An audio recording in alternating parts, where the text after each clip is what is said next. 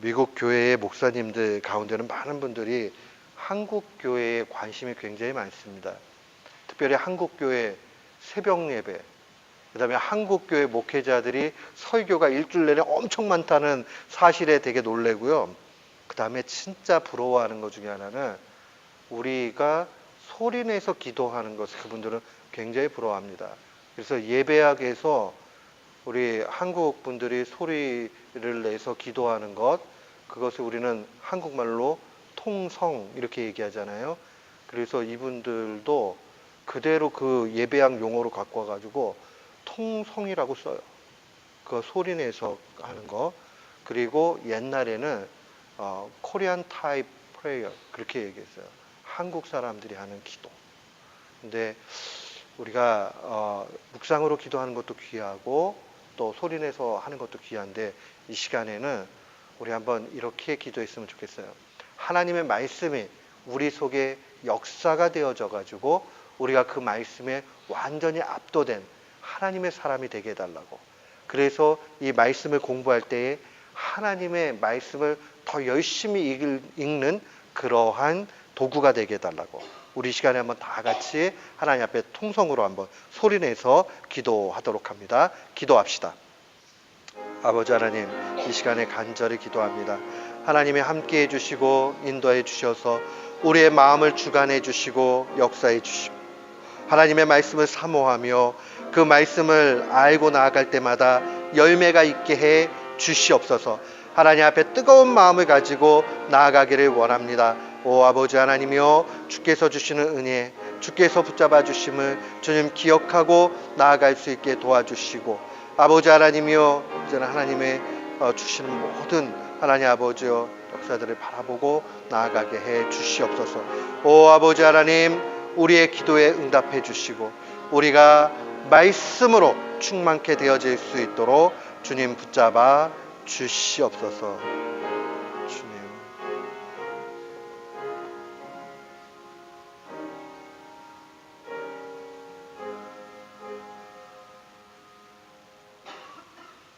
아멘. 오늘 특별히 이제 북이스라엘 스토리만 마무리를 하겠습니다. 다음 주에 남유다 스토리를 완성을 하면 이제 모든 남북조의 왕조 스토리가 끝나게 되고요. 우리가 좀 몇 주간 길게 했는데 열왕기 상하를 다 마치도록 그렇게 하겠습니다. 우리 조금 리뷰해 보면요, 북이스라엘의 아주 긴 역사를 통치했던 왕조 가운데 오므리 왕조가 있었죠. 오므리 왕조의 대표적으로 아주 악한 왕이 있었습니다. 누가 기억이 나시죠? 아합 왕이 기억이 나시죠? 아합이 이 오므리 왕조의 대표적인 왕이었고, 오므리 왕조의 마지막 그 왕은 여호람 또는 요람이라고 지칭되는 그런 왕이 있었고요.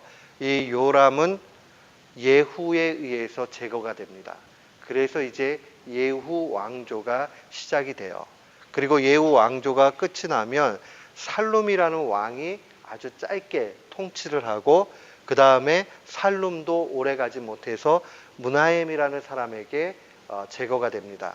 그리고 므나헴의 그 왕조가 2대에 걸쳐 가지고 지나게 되고요. 그 다음에 베가라는 왕, 그 다음에 마지막 북이스라엘의 왕이었던 호세아 왕이 나타납니다. 이 호세아 시절에 이제 아수르의 침공을 받아가지고 완전히 북이스라엘이 멸망하는 스토리가 이 열왕기하 15장까지의 내용으로 증거가 되고, 마지막은 이제 뭐 한 17장 정도까지 내용이 기록이 되어져 있습니다. 오늘 이 부분을 좀 하려고 합니다. 예후 왕조는 짧은 동안 통치되었던 건 아닙니다. 89년 정도의 그 통치 기간, 거의 90년이니까 굉장히 길지요. 이 예후 왕조를 연 첫 번째 왕은 예후였지요. 예후는 그 하나님의 말씀의 예언에 따라서 엘리사가 이제 예후에게 가서 이스라엘 왕으로 기름을 부으게 됩니다. 그러면서 오므리 왕조의 마지막 왕을 제거를 하죠. 그러니까 예후 왕조의 성격은 반 오므리 왕조가 되겠죠. 반오므리 왕조라는 것은 한마디로 얘기하면 아합 왕 때 이세벨 와이프를 통해서 그 바알과 아세라를 섬겼던 그 아주 강력한 그 이방 종교에 사로잡힌 그것에 대해서 반대를 한 겁니다. 그럼에도 불구하고 완전히 다 이 오므리 왕조가 만들어놨던 그 죄악상을 제거하지 못하게 됩니다. 예후라는 사람은요 원래 군대 장관이었습니다. 그런데 엘리사에게 기름 부음을 받게 되고 길르앗 라못이라는 곳에서 혁명을 일으키게 됩니다. 자, 지도를 보면 지중해가 있고요. 지중해에서 여기 우리 가운데로 보면은 갈릴리 바다가 있고, 갈릴리 바다는 남쪽으로 쭉 내려가면 요단강이고, 요단강 맨 아래 사해에 이르게 됩니다. 그리고 옆쪽으로 보면 야무르강이라는 강이 나와요. 그 바로 밑에 보면 길르앗 라못이라고 되어 있습니다. 한국말로 번역한 그 지도들은 좀 이런 것들이 정확하게 좀 잘 안 나와 있는데 미국 자료들은 상당히 잘 나와 있습니다. 거기 저 위치를 보셔가지고 보면 라못 길르앗이라고 그렇게 표시가 돼 있습니다. 이 야무르강이 두 줄기로 나뉘게 되는데 아랫줄기 부분에 보면 라못 길르앗 이렇게 돼 있죠. 길르앗 라못을 얘기합니다. 여기에서 예후가 정권을 잡게 됩니다. 그래서 여기서 혁명을 일으키게 되지요. 그리고 나서 이 예후의 이 반란을 통해서 아합 집은 완전히 몰락이 되죠. 아합 집이라고 얘기할 때는 오므리 왕조를 얘기하는 겁니다. 다 몰락이 되는 내용들이 나타납니다. 이 이스라엘 요람 왕에 대한 반란이기도 하죠. 맨 마지막 왕이었던 북쪽 이스라엘의 오므리 왕조의 마지막 왕이었던 요람 왕에게 반란을 일으키게 되죠. 그 아람 왕 하사엘이 이제 북쪽 이스라엘의 요람이죠. 요람과 남쪽 아하시아 왕이 연합을 해가지고 하사엘 왕과 이 다투게 되는데 결국은 이 싸움에서 그 요람은 죽음을 당하게 됩니다. 그리고 나서 이스라엘이라는 곳에서 완전히 이제 예후가 그 요람을 제거하는 일들이 나타나는데 이스라엘이 어디냐면요. 거기 보면 아까 라못 길르앗 있는 쪽에서 왼쪽으로 쭉 가다 보면 제이로 시작하는 우리나라 말에는 이스라엘로 발음을 번역을 했고요. 영어는 발음이 조금 다르기는 해요. 근데 이 지역이 이스라엘입니다. 그러니까 그 어느 정도 지역인지를 눈으로 보시면 됩니다. 그래서 여기서 자신의 정권을 더 넓혀 가면서 이제 예후 왕조의 그 길을 열기 시작을 합니다. 그러나 이 예후 역시도 아합과 이세벨의 바알을 없애고자는 했지만 완전히 다 진멸시키지는 못했어요. 그래도 조금 잘한 일이 있다면 바알의 선지자들 또 믿는 그 바알 추종자들을 제거하는 일들에 앞장섰던 것은 사실입니다. 그게 이제 예후에 대해서 기억을 하실 일이고요. 예후의 아들이었던 여호아하스 왕이 이제 등장을 합니다. 이때 우리가 기억을 해야 되는 것은 아람 왕이었던 하사엘가 그의 아들 베나닷의 위협을 기도를 통해서 이기게 됐다는 것을 보게 됩니다. 그러면 여호아하스가 굉장히 괜찮은 왕이었느냐? 우리가 이미 말씀을 드렸죠. 북쪽 이스라엘은 괜찮은 왕이 한 명도 없습니다. 그저 기도를 통해서 했지만 어떤 의미에서 했느냐? 이제 살려달라고 마지막 상황에서 부르 외친 거죠. 4절 말씀에 보면 아람 왕이 이스라엘을 학대함으로 여호아스가 여호와께 간구하며 여호와께서 들으셨으니 이는 그들이 학대받음을 보셨습니다. 그래서 이런 말씀들을 보면요.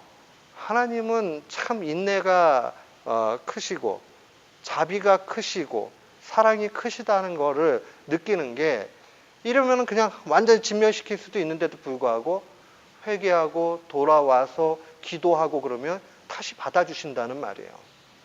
우리의 신앙도 마찬가지입니다. 우리가 신앙이 언제나 좋으면 좋은데 조금 넘어질 때도 있겠지요. 그래서 하나님 앞에 죄송스러운 일들이 있고 또 어떨 때는 큰 잘못을 저지를 때도 있을 수 있습니다.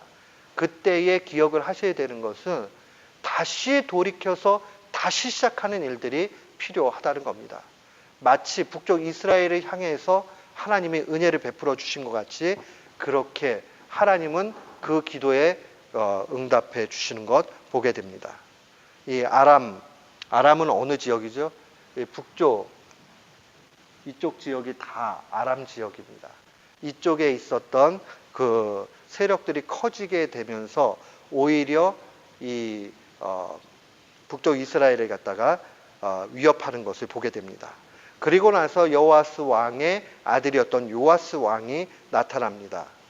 이 아버지 여호아스가 잃었던 성문을 아람에게서 되찾게 되죠.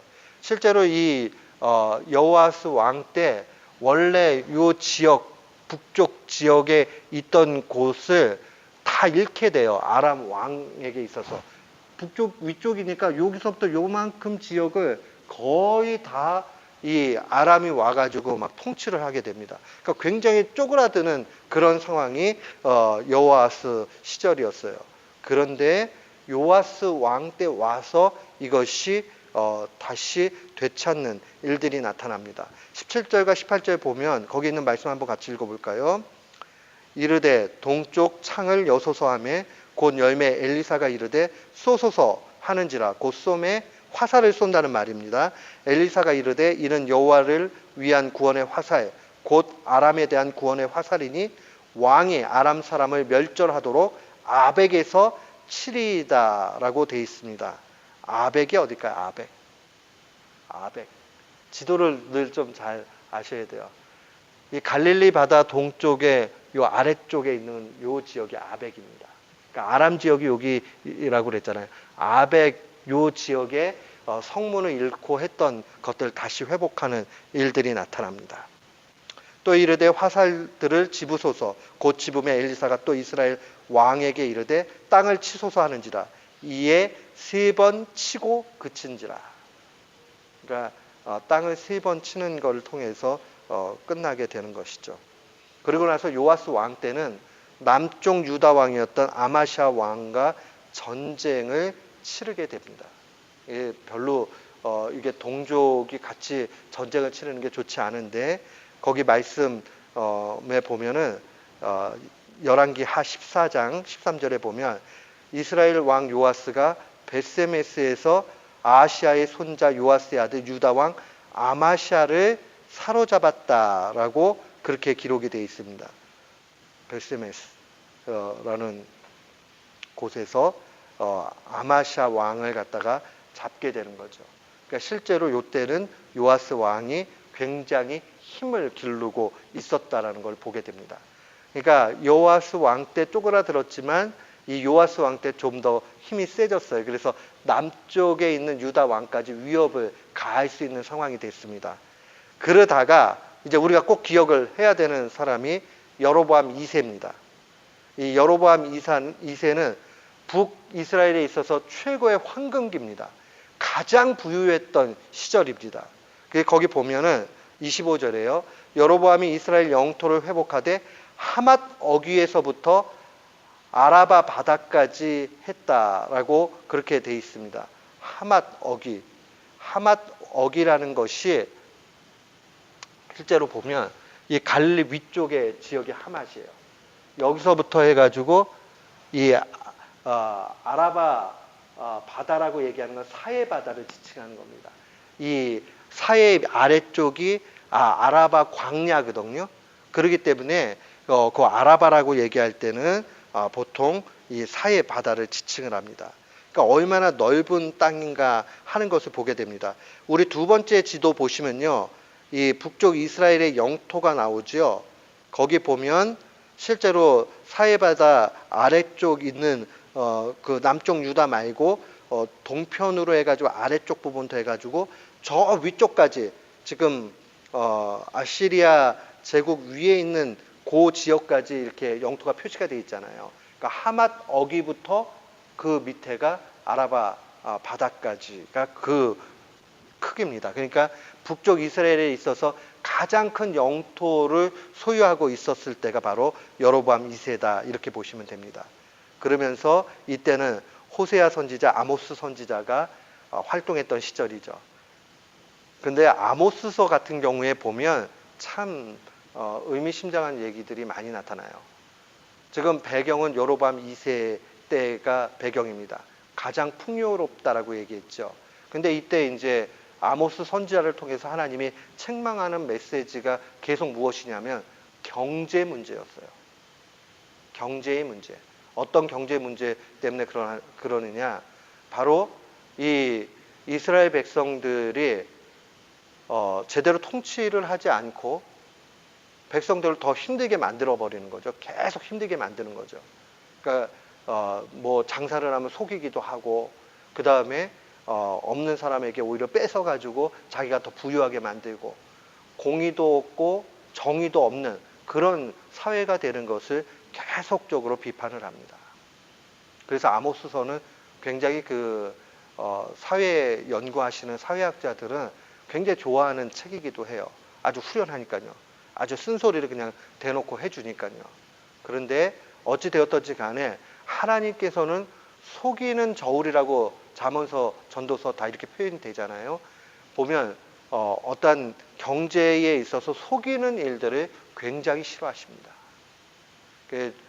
감리교를 시작했던 존 웨슬리 목사님도 지갑이 회개해야 진짜 회개다 그런 얘기를 했어요. 그 얘기는 뭐냐 하면 사람이 그만큼 돈에 약하고 자기 이익에 있어서는 약삭빠르다 하는 그런 말이겠죠. 우리가 하나님 앞에 신앙생활할 때 이런 부분들을 극히 조심해야 됩니다. 그 부분들을 조금 기억하시면서 보시면 좋고요. 그 다음에 이제 예후 왕조의 마지막으로는 이제 스가랴 왕이 나타나게 됩니다. 근데 왕에 오른 지 6개월 만에 살룸의 반역에 의해서 죽게 되고요. 이 살룸은 예후 왕조를 멸망시켰지만은 므나헴에게 1개월 만에 이제 살해를 당하게 돼요. 그러니까 결국 우리가 이 역사 가운데 또 얻을 수 있는 건 뭐냐면요. 주님이 그런 말씀하셨죠. 검으로 사용하는 사람 검으로 망한다. 정말 그래요. 자기가 죽임을 통해 가지고 정권을 갖게 되면 자기도 죽임을 당하는 일들이 역사적 반복이 계속 된다는 거죠. 그러니까 우리가 인생을 살아가면서도 당장의 어떠한 해결점들을 빨리 보려고 그냥 해버리면 결국 그것으로 인해서 자신도 그러한 어려움 속에 빠질 수 있다 하는 것을 분명히 기억을 해야 됩니다. 그리고 므나헴 왕조가 열리게 됩니다. 12년간 통치를 하는데 므나헴이 아수르 왕의 침공을 받게 되죠. 그때 이제 이미 참 아이러니가 뭐냐 하면 여로보암 2세 때 아주 정말 강성했거든요. 그러나 얼마 가지 못하고 살룸이나 이 스가랴나 살룸 시절 불과 뭐 한 2년, 1년 반 뭐 남짓 그 시간들 그냥 지나고 나서는 므나헴 왕조가 되었을 때 완전히 쪼그라들어서 아수르의 침공을 받게 되고 나중에는 1,000달란트 굉장히 큰 돈입니다. 그 돈을 조공으로 바치게 되죠. 조공이라는 거는 이제 우리가 임금나라로 섬겨줄 테니까 선물을 드리겠습니다 하고 싹싹 빌어가지고 전쟁 안 하려고 싹싹 빌어가지고 그 돈 바치는 게 조공 아니겠어요. 지금 그런 상황에 놓여진 거죠. 그리고 나서 그의 아들이었던 부가히야가 왕이 됩니다. 그러나 부하인 베가 군대 장관이었어요. 역사는 참 재밌어요. 언제나 이 혁명이 일어날 때 보면 군사력을 가지고 있는 군대 장관들이 이 일을 일으킨다는 것을 보게 됩니다. 그리고 여기서도 똑같이 베가가 이 부가히야를 죽이게 되게 되죠.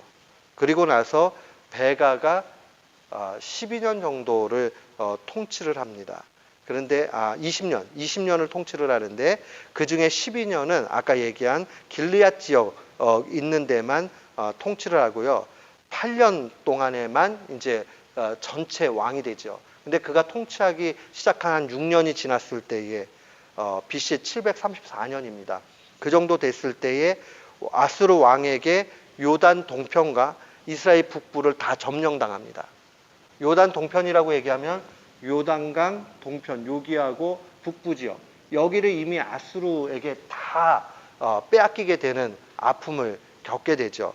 그러다가 결국 호세아 왕 때 아수르에 의해서 전면적으로 다 망하게 되면서 이제 북쪽 이스라엘의 모든 그 일들은 다 끝나게 됩니다.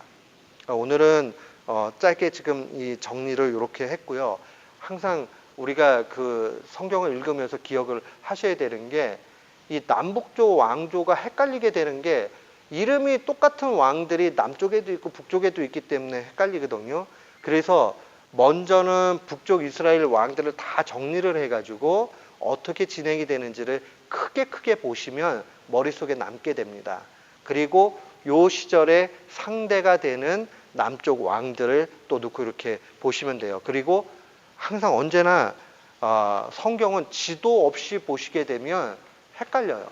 그래서 지도를 가지고 보게 되면 머릿속에 계속 남게 됩니다.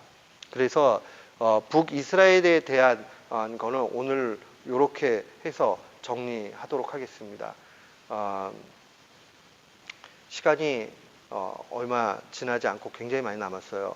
그래서 시간이 많이 남았으니까 오늘 일찍 끝나겠구나 막 이렇게 되게 좋잖아요. 근데 좀 할 일이 조금 있습니다. 우리 그 전체 혹시 종이하고 펜 좀 갖고 계세요? 종이하고 펜? 전사 종이하고 펜 좀 있어요?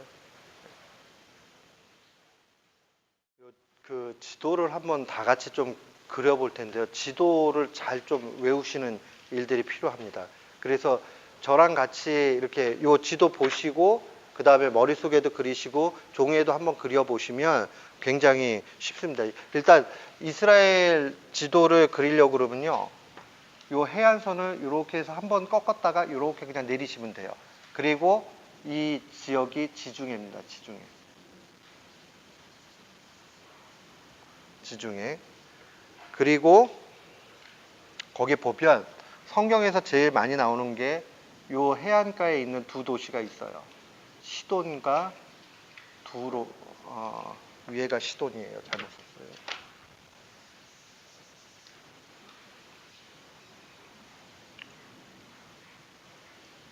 시돈과 두로.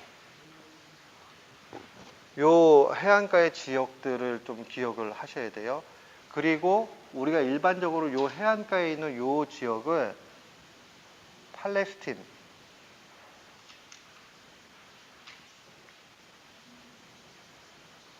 팔레스틴이라고 얘기하는데, 요 지역을요, 요 팔레스틴은요, 한국말로는 뭐라고 번역을 했죠? 블레셋이라고 번역을 했어요. 기억을 하셔야 되고요.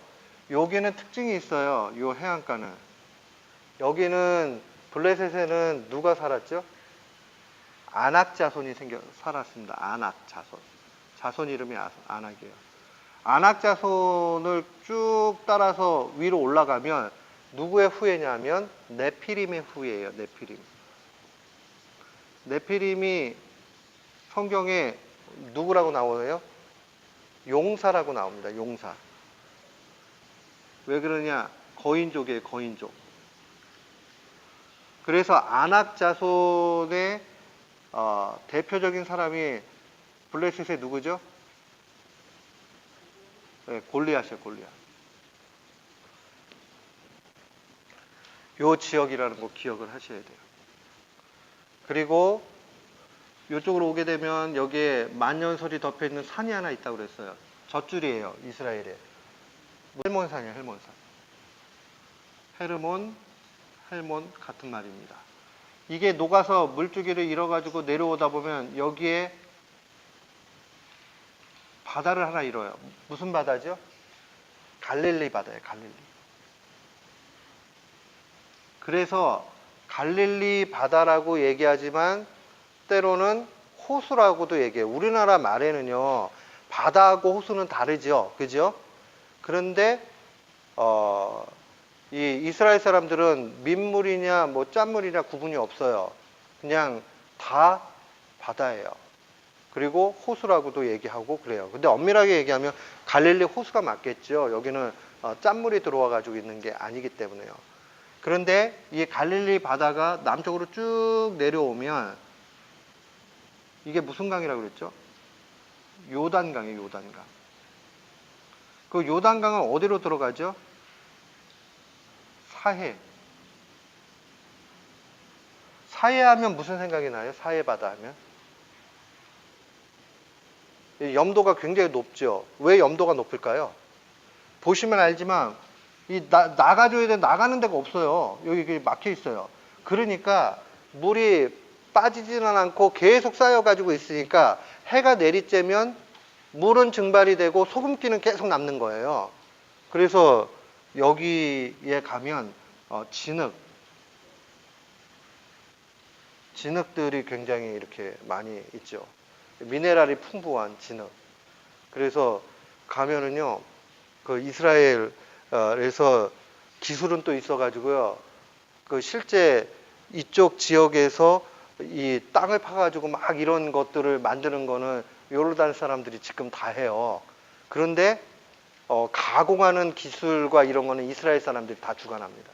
그러니까 돈 되는 거는 이스라엘 사람들이 하고요. 돈 안 되는 거, 적게 되는 거, 이런 거는 주변 사람들 사용합니다.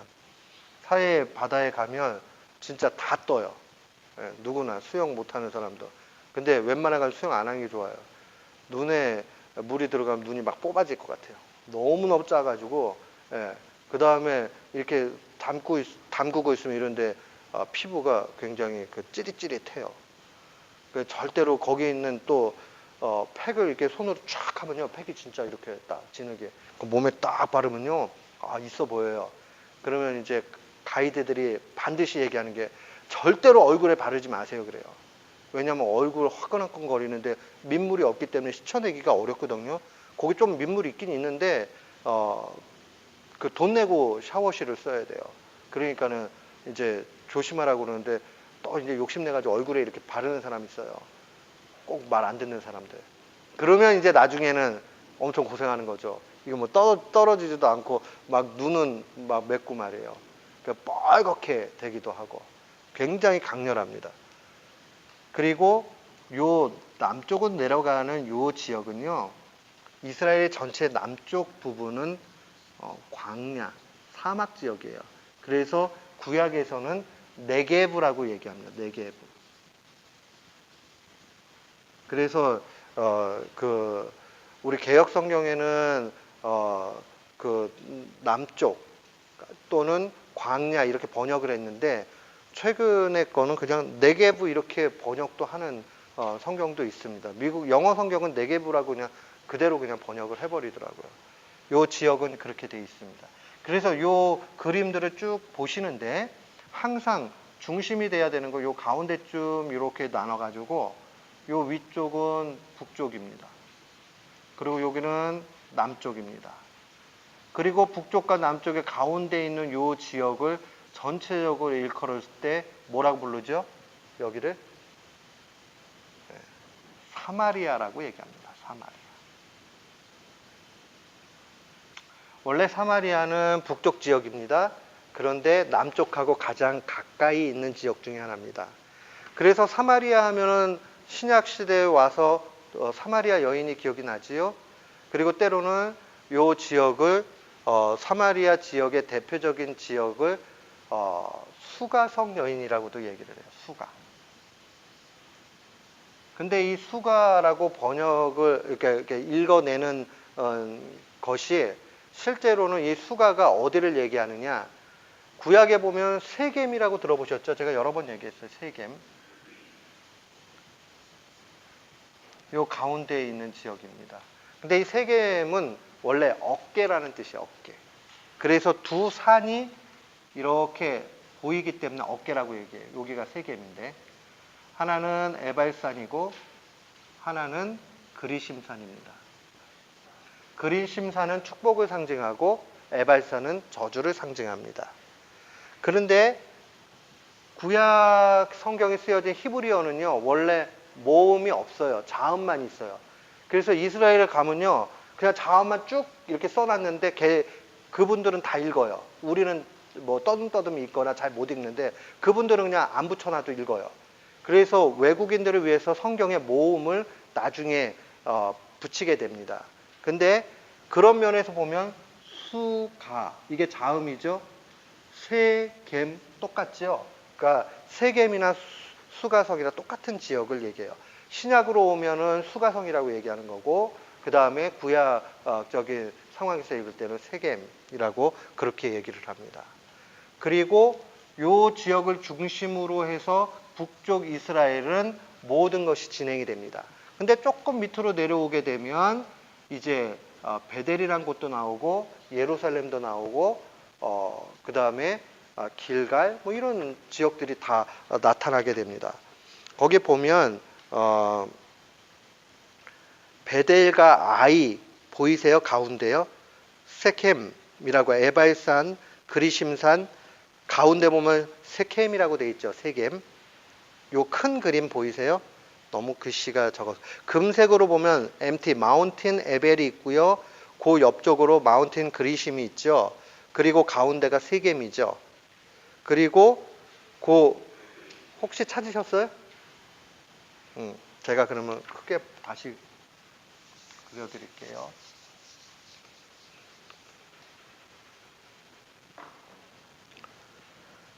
먼저 갈릴리, 요단강, 사해. 그러면 사해에 보면 요쯤에 보면은 두 산이 나타나게 돼요. 그렇죠? 그리고 요 가운데를 세겜이라고 되어 있고요. 여기 산이 금색 글씨로 에발산. 그리고 여기가 그리심산. 혹시 여기까지 찾으셨어요? 가운데.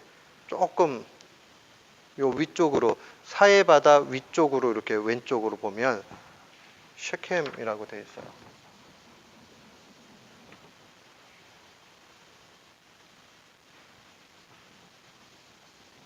이렇게 표시되어 있는데 세겜 여기 지역이요. 그리고 그 밑으로 조금 내려오면요. 여기서 조금 내려오면 베델과 아이는 이렇게 쓰이고 베델은 이렇게 돼 있죠. 베델과 아이. 그 지역을 조금 눈여겨 보셔야 되고요. 그 다음에 요 사해 바다에 있는 지역을 보면 요 정도쯤에 헤브론이 나오죠. 헤브론. 지역이 어디인가 정도는 조금 보시는 게 좋습니다. 그리고 거기 보면 여기 사해바다 밑에 아라바라고 돼 있죠. 영어로 아라바. 이 아라바는 아라바 광야를 얘기하는 거고요. 아라바는 일반적으로 사해 바다를 그냥 일컫는 말로 보시면 됩니다.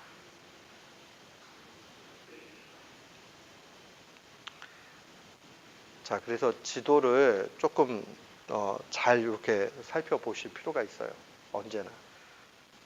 그리고 신약 지도하고 구약 지도는 조금씩 다릅니다. 실제로. 그런데 큰 그림에서는 맞으니까 제가 이렇게 지도를 아무거나 실은 거는 아니고요. 언제나 가장 그래도 좀 우리 성경 읽기에 좋은 게 뭘까 해가지고 여러 시간을 거쳐가지고 찾아내는 것 중에 하나입니다. 그러니까는 거기 있는 것들을 좀 잘 살펴서 보셨으면 좋겠고요. 거기 보면 자, 요 아래쪽에 있는 지금의 요르단 지역 있는 쪽에 보면 요 사해바다 아래쪽에 보면 여기가 어느 나라로 돼 있죠? 에돔이죠. 에돔이 있습니다. 에돔. 그 다음에 요 옆에가 모압. 그 위에가 암몬. 그렇죠? 그 다음에 아람이 요 옆쪽으로 있고요. 아람. 그 다음 위쪽은 아시리아가 그렇게 있는 거죠. 아람이 전체적으로 이렇게 다 있다라고 보면 됩니다. 아시리아는 더 나중에 후에 강력하게 이제 자리를 잡게 되는 거고요. 그러니까 요거를 조금 잘 살펴서 보셨으면 좋겠어요. 그 다음에 실제로 보면 그 위에 그립에 보면 아르논 강이라고 있어요. 아르논 강. 그 위에는 야무룩 강이 있고 가운데가 야복 강입니다. 요 세 강은 기억을 하셔야 돼요. 그래서 보통 이 아르논 강 아래쪽 있는 데를 우리는 에돔이라고 얘기하고요. 그 다음에 그 아르논하고 그 다음에 제레드라는 강이 하나 있는데 그 사이 있는 쪽을 모압이라고 얘기하고 그 다음에 아르논하고 야복 사이 있는 쪽을 암몬이라고 보통 그렇게 봅니다. 그러니까 그렇게 위치를 한다 하는 것까지는 꼭 기억을 하셔야 돼요.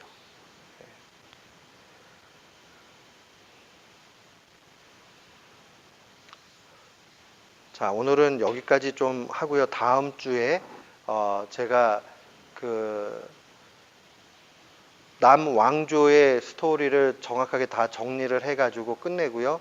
그 다음에 한 주만 더 이제 역대기는 이미 왕조는 다 살폈기 때문에요. 역대기가 어떻게 역대 상하가 어떤 특징이 있는가 하는 거는 한 주 정도 하면 모든 게 다 마무리가 됩니다. 앞으로 그러니까 역사서는 두 번만 하면은 다 끝나요. 오랜 시간 들으셨는데 요걸 잘 정리를 하셔가지고 계속 살피시게 되면 성경 읽기 하는데 도움이 될 거라고 생각을 합니다. 제가 기도하고 마치겠습니다. 고마우신 주님, 은혜를 감사합니다. 이 시간에 말씀을 또 정리해 보고 또 지도를 살펴봤습니다. 하나님 함께 해주셔서 우리가 성경을 읽는 일들이 기쁨이 되어질 수 있게 도와주시고 이 일들을 통해서 하나님 앞에 또 바로 살아가게 해주시옵소서. 감사드리오며 예수님의 이름으로 기도드리옵나이다. 아멘.